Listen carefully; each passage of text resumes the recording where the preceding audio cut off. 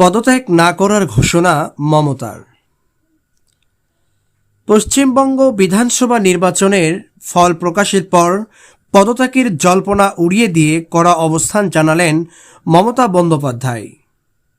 তিনি স্পষ্ট ভাষায় বলেন, কেন পদত্যাগ করব? আমরা তো হারিনি, ইস্তফা দেওয়ার প্রশ্নই ওঠে না।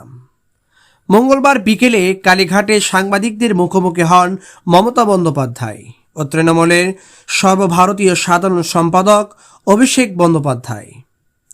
সেখানে উপস্থিত ছিলেন দলের শীর্ষ নেতা শোভনদেব চট্টোপাধ্যায়, ফিরহাদ হাকিম, চন্দ্রিমা ভট্টাচার্য, ডেরেক ওব্রায়েন এবং কল্যাণ বন্দ্যোপাধ্যায়।